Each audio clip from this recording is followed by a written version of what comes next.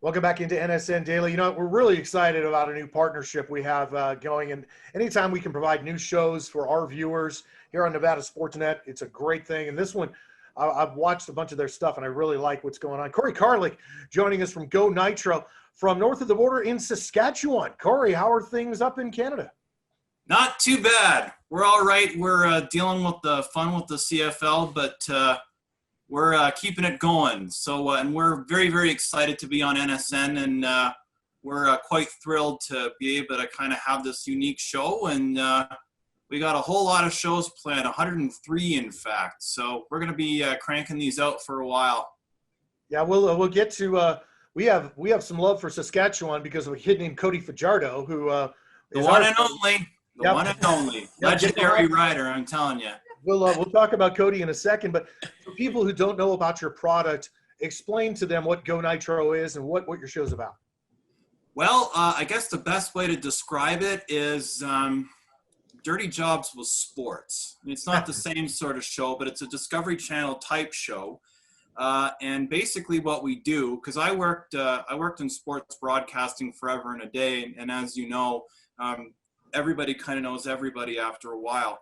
And basically what the show is we partner with NFL teams, CFL, NCAA, NBA, every sport that you can possibly think of, all across the world, North America to start with.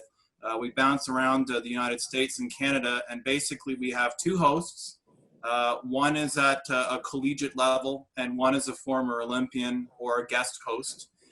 And basically we arrange it so that each host joins 1 week or at least a couple of days of training with a major collegiate or a major league team. And they actually have to follow along, and then they have to see how they do once they've done it. And we don't dial it down. Every single person on the team is either on the crew or on camera. Both sides of the camera are a minimum provincial or state level athlete. Special camera rigs that we use will run for upwards of 8 hours without ever having to be put down. Everybody on the team has to be able to do a 10-minute mile, and every 3.5 months they are retested, because that's how we get the teams that we get, because we are able to keep up and we don't say, no, sorry, we need to get that shot, and we keep the cameras rolling the whole time. We also have a sports doctor on staff, the one and only Dr. Chris Rainier, and a team of medical professionals that prep the hosts and the crew for each and every episode, for a couple of weeks ahead of time, just for whatever injuries they might sustain. And that's basically what we do. It's the full Monty. So the idea is to show just what goes into performing at an elite level. And we take the sport seriously, but not ourselves. So we have a lot of fun doing it. We want people to feel that they can go out and try new things and try new sports. And the other benefit of the show too, is that, a lot of guys and a lot of people, maybe their buddies invite them over to the house, for a sport they don't usually watch. They might be a basketball fan, and then they go over to their buddy's house who's a football fan, and they might not know anything about football, or they might not know anything about basketball. And, they kind of don't really want to admit that they might not want to know the sport. So they can watch this show, not be patronized and feel like a complete idiot. And then they can go, oh yeah, well, so that's the other benefit of the show. We're looking out for our peeps. You've been producing shows since you were a young teenager, I guess. Where did the idea for this show come about?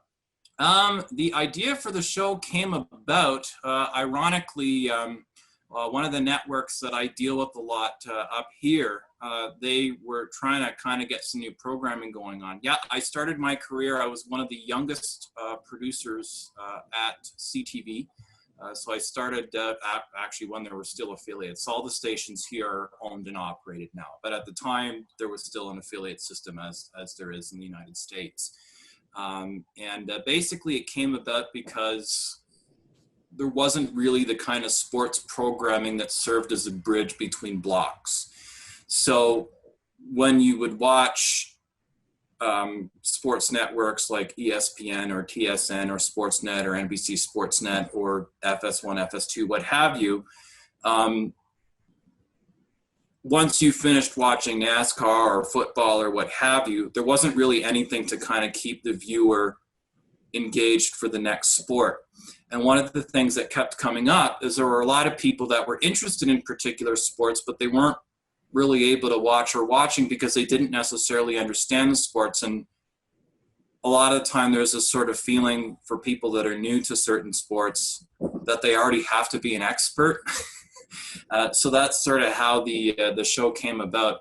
Actually, the funny thing is the original contract for the show came about before the name. So the original contract for the show, for the broadcast commitment that we had, it was like Untitled Sports Show or whatever. And it was like, you need to come up with a name. And we kept rapid firing these names so that the stupid name kind of stuck. And so now the logo's on everything and it's broadcasting all over the place. But that's sort of how it came about. It was just kind of a way to make sure that people could follow along with all the sports, all the great sports that are available, and to introduce people to sports that they might not have heard of, because there are some sports that are really regional. So disc golf, box lacrosse, those sorts of things that are bigger in some parts of the United States and not others, some parts of Canada and not others, some parts of Europe and not others. So we definitely, with a lot of sports that are really complicated, with a lot of different positions and rules and playbooks and whatever, like football, we certainly go over that. And we do CFL, NFL, collegiate, which all have slightly different rules, and in some cases, majorly different rules. But we also go into sports that are really, really physical, and you might not have heard of, but are really, really interesting, like disc golf and some of the First Nations and Indigenous sports as well are really brutally hard and a great workout. So that's sort of how that came about.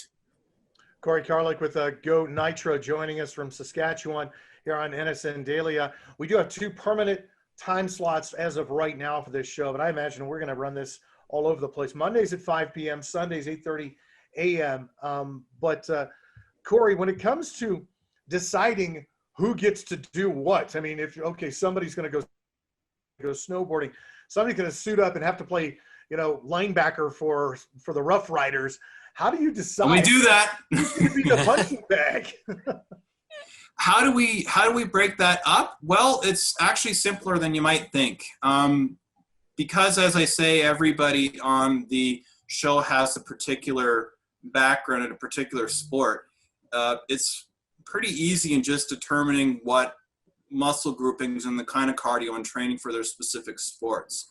So, for example, Emily is more likely to do, football and that sort of thing because she was a goalie. She was a collegiate level goalie. Okay.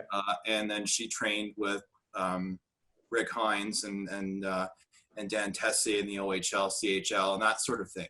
So anything that involves a lot of quick bursts and that sort of really upper body sort of thing, then that's something that Emily would do.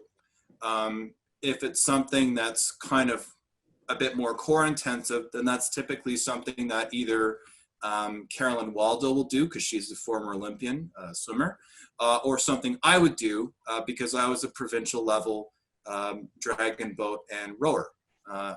And then a lot of the other types of shows we do, because it's not just sports, it's 90% sports, but we also handle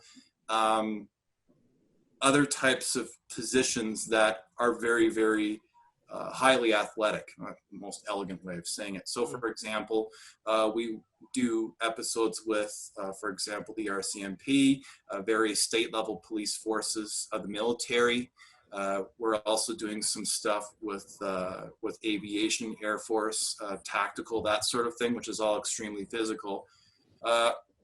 And because there's a little bit of law enforcement background to some degree, and my friends and family, that typically falls to me because, it's core and endurance and sprints and starts and that sort of thing. And the other thing too is depending on the sport, we'll also have Dr. Rainier and our medical staff just kind of double check and go, okay, make sure you're okay. And that's pretty much how we work it. We base it on the main sort of training for the main sport that each of the individual hosts specialize in. And then we kind of break it up by that. Sometimes we change it up if there's not really that much of it. Very, very cerebral about this. Not like us Americans would do it. We'd be like, okay, who's going to get hurt? You know, you guys are being very Canadian about this. They're being very smart about this, Chris. Well, they want to see us get hurt up here too. They want to see us get hurt up here too. Oh, man. We just try to minimize getting lit. I mean, I almost had a nice big trip. Henry Burris, I mean, he's great, but boy, you still got to be careful. But I know what you mean, though.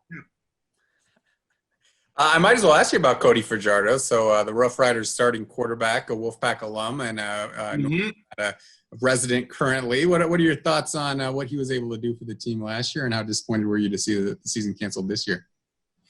Well, obviously, Cody was a huge star for us up here, and you know, obviously, everybody's really hoping to get a quick back to it for the CFL. It doesn't look like that's going to happen because I'm sure, as you know, the 2020 season has been completely canceled because of COVID and safety first. And of course, COVID has put everything at, if not a standstill, it's kind of added a lot of question marks.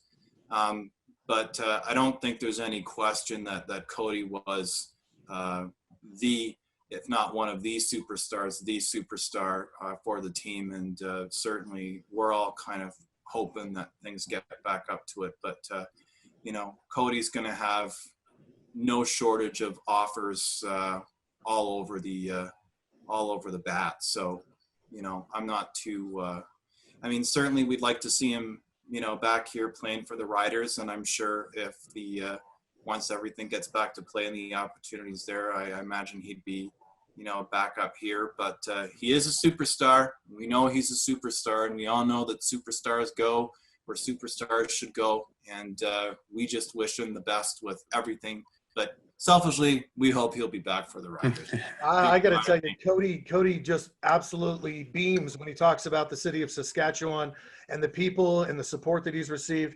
He looks good in green. We loved him wearing silver and blue down here, but he looks good in green up there at Saskatchewan. Cory Carlick with GoNitro. If you want to see the permanent slots for the show, that's going to be Mondays at 5, Sundays at 8:30 a.m. And I'm sure you're going to be able to catch it on NSN in different time slots as well. Cory, appreciate your time to see all your product.